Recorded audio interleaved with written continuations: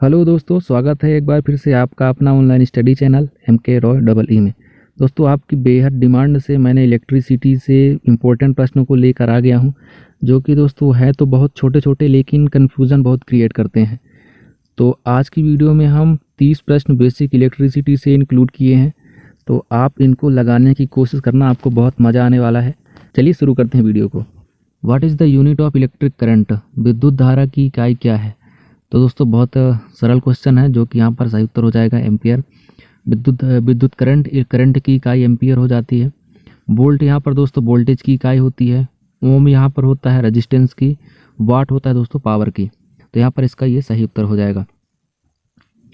अगला प्रश्न है, what is the unit of electric charge? याद रखना, इलेक्ट्रिक चार्ज अलग चीज़ है और इलेक्ट्रिक करंट अलग चीज़ है। तो what is the unit of electric charge? यहाँ पर इलेक्ट्रिक चार्ज की यूनिट पूछा गया है, तो यहाँ पर सही उत्तर हो जाएगा दोस्तों यहाँ पर कूलाम। कूलाम यहाँ पर इलेक्ट्रिक चार्ज की यानी विद्युत आवेश की इकाई होती है कूलाम, जो कि यहाँ पर सही उत्तर हो जाएगा। वोल्ट यहाँ पर दोस्तों वोल्टेज का, एम्पियर अभी हमने देखा कि करंट का है, वॉट यहाँ पर पावर की हो जाएगी। तीसरा प्रश्न है, Ohm's law state that voltage is equal to. Ohm का नियम क्या बताता है? तो दोस्तों ओम का नियम बताता है V equal to I R. तो यहाँ पर देखना है कि कौन सा यहाँ पर बनता है, मतलब वोल्टेज जो है रेजिस्टेंस और करंट के गुणनफल के समानुपाती होता है। तो यहाँ पर सही उत्तर हो जाएगा यहाँ पर दोस्तों करंट गुणे रेजिस्टेंस आई आर। हमने बोला था V equal to I R, V equal to I R. I यहाँ पर धारा हो जाती है करंट, और आर यहाँ पर प्रतिरोध हो जाता है। तो यहाँ पर इसका सही उत्तर हो जाएगा ऑप्शन ए, करंट गुणे रेजिस्टेंस। यह दोस्तों ओम का नियम बताता है, जो कि यहाँ पर सही उत्तर हो जाएगा। अगला प्रश्न है, what is the unit of resistance? प्रतिरोध की इकाई क्या है? तो प्रतिरोध की इकाई यहाँ पर कौन सी हो जाएगी दोस्तों? यहाँ पर ऑप्शन बी ओम, जो कि यहाँ पर सही उत्तर हो जाएगा ऑप्शन बी ओम प्रतिरोध की इकाई होती है। What is the capacitor do in circuit? Circuit में जो कैपेसिटर होता है उसका क्या कार्य है? ऊर्जा संचित करना, वोल्टेज मापना, धारा को बढ़ाता है या प्रतिरोध घटाता है? जो सर्किट में कैपेसिटर यूज किया जाता है, तो उस कैपेसिटर का यहाँ पर काम होता है दोस्तों स्टोरेज एनर्जी। एनर्जी को स्टोरेज करता है इलेक्ट्रिक चार्ज के रूप में। तो यहाँ पर इसका सही उत्तर हो जाएगा ऑप्शन ए। वोल्टेज मापना, धारा बढ़ाना, प्रतिरोध घटाना, ये कैपेसिटर का काम नहीं होता है। स्टोरेज एनर्जी यानी एनर्जी को स्टोरेज करने का काम करता है कैपेसिटर। तो याद रखना, ये सही उत्तर हो जाएगा।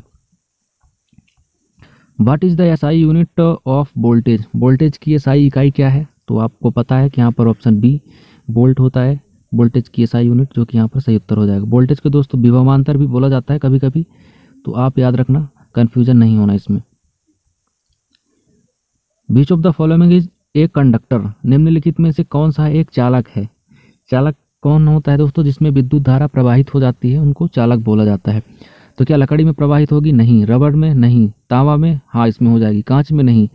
तो यहाँ पर चालक पूछा गया है, तो यहाँ पर कॉपर हो जाएगा। कॉपर यानी तांबा में विद्युत धारा प्रवाहित हो जाती है, इसलिए वह चालक कहलाएगा। What does an ammeter measure? Ammeter से क्या मापा जाता है? तो दोस्तों एमीटर से मापा जाता है करंट, जो कि यहाँ पर सही उत्तर हो जाएगा ऑप्शन बी। धारा को मापने के लिए मतलब एमीटर का यूज़ किया जाता है, जिसको एम्पियर में दर्शाया जाता है। ये एमीटर होता है, कुछ इस प्रकार से एमीटर होता है। इसमें सुई लगी रहती है, उसमें ए लिखा रहता है इस प्रकार से, तो ये एमीटर कहलाता है। वोल्टेज मीटर दोस्तों वोल्ट मीटर कहलाता है। तो यहाँ पर एमीटर जो है धारा को मापन करता है। In a parallel circuit what happens to the total resistance when more resistance are add? Parallel circuit में जब और प्रतिरोध जोड़ा जाता है तो कुल प्रतिरोध क्या होता है? ध्यान देना यहाँ पर दोस्तों, यहाँ पर ये पूछा गया है जब कोई पैरेलल सर्किट है। पैरेलल मतलब कुछ इस प्रकार से होता है, मतलब कोई रेजिस्टेंस के दोनों सिरे एक अलग कॉमन पॉइंट से जुड़े हुए होते हैं। तो इस प्रकार यहाँ पर पूछा गया है कि जब ये पैरेलल सर्किट में एक अलग से रेजिस्टेंस जोड़ा जाता है, चाहे जितने रेजिस्टेंस जोड़े जाते हैं, तो वह क्या होता है?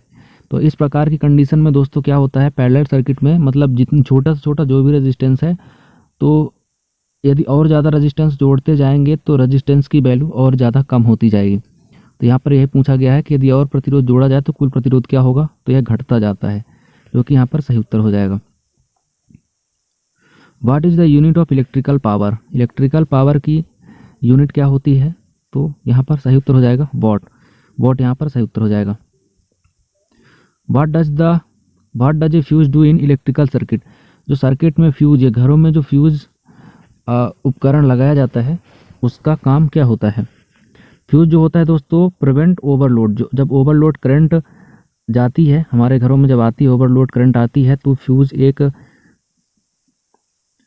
कुछ मतलब कम रेजिस्टेंस का तार होता है, तो वो मेल्ट होकर पिघल जाता है, क्योंकि यहाँ से यदि ज़्यादा करंट हमारे इक्विपमेंट लेंगे तो यहाँ पर ये जो फ्यूज होता है ये यहाँ पर इसका सर्किट को ब्रेक कर देता है, तो यह ओवरलोड से प्रोटेक्शन करता है। तो इसका सही उत्तर हो जाएगा सर्किट में फ्यूज क्यों यूज किया जाता है, तो अधिभार यानी ओवरलोड से सुरक्षा प्रदान करता है, तो इस प्रकार इसका सही उत्तर हो जाएगा। 12वां प्रश्न है which device is use to measure the potential difference, potential difference को ही वोल्टेज बोला जाता है, वोल्टेज मापने के लिए कौन सा यंत्र उपयोग किया जाता है। एमीटर को तो हमने देख लिया दोस्तों, धारा मापने के लिए वोल्ट मीटर, यहाँ पर वोल्ट मीटर का यूज किया जाता है वोल्टेज को मापने के लिए। Which of the following material is an insulator, insulator जो होता है वह क्या होता है, इंसुलेटर मतलब वह क्या होता है, मतलब किस पदार्थ का होता है या क्या होता है। तांबा, इंसुलेटर का मतलब होता है उसमें जिसमें विद्युत धारा प्रवाहित ना हो सके, वह एक इंसुलेटर कहलाता है। तो आप ऑप्शन देख रहे होंगे, कॉपर यानी तांबा में विद्युत धारा प्रवाहित हो जाती है, एल्यूमिनियम में भी हो जाती है, लोहा में भी हो जाती है, लेकिन वुड यानी लकड़ी में विद्युत धारा का प्रवाह नहीं होता है, इसलिए यह इंसुलेटर कहलाएगा। What is the purpose of A circuit breaker, circuit breaker जो होते हैं उनका क्या कार्य होता है। नाम से ही पता चलता है दोस्तों, सर्किट ब्रेकर जो होता है सर्किट को ब्रेक करता है। अभी हमने देखा कि एक फ्यूज़ होता है, घरों में छोटे छोटे उपकरण लगे हुए होते हैं तो वह फ्यूज़ ही यूज़ किया जाता है, लेकिन जब सर्किट ब्रेकर यूज़ किया जाता है तो बड़े बड़े इंडस्ट्रीज़ में यूज़ किया जाता है। ये कई प्रकार के होते हैं, जो बड़े लेवल में इसको पढ़ेंगे तो अलग अलग टाइप के होते हैं, air circuit breaker, oil circuit breaker, SF6 circuit breaker. तो यहाँ पर नॉर्मल पूछा गया है कि सर्किट ब्रेकर का क्या काम होता है। तो यह सर्किट ब्रेकर का मेन काम होता है दोस्तों, जब ओवरलोड की कंडीशन आती है तब ये सर्किट को ब्रेक करता है। तो यहाँ पर ऑप्शन बी यहाँ पर सही उत्तर हो जाएगा, break the circuit during overload. Same function वही होता है कि ओवरलोड कंडीशन में ये सर्किट को ब्रेक करते हैं, जितने भी सर्किट ब्रेकर होते हैं। दोस्तों वीडियो अच्छी लग रही हो तो वीडियो को लाइक ज़रूर कर देना, और पहली बार आए हैं तो सब्सक्राइब कर लेना, कमेंट करके बताना कि वीडियो कैसी लगती है। 15वां प्रश्न है दोस्तों, in a series circuit what happen to the total resistance when more resistance are add. Series circuit में जब और प्रतिरोध को जोड़ा जाता है तो कुल प्रतिरोध क्या हो जाता है। अभी हमने देखा दोस्तों पैरेलल सर्किट में देखा है कि प्रतिरोध जोड़ते हैं तो टोटल प्रतिरोध घटता जाता है, लेकिन सीरीज सर्किट में कुछ इस प्रकार होता है कि जैसे ये सीरीज हो जाती है, इसमें जितना भी रेजिस्टेंस जोड़ते जाएंगे तो वह रेजिस्टेंस की वैल्यू बढ़ती जाएगी, टोटल रेजिस्टेंस की वैल्यू बढ़ती जाएगी। तो यहाँ पर सही उत्तर हो जाएगा it increases, option A it increases, मतलब यह बढ़ता जाता है।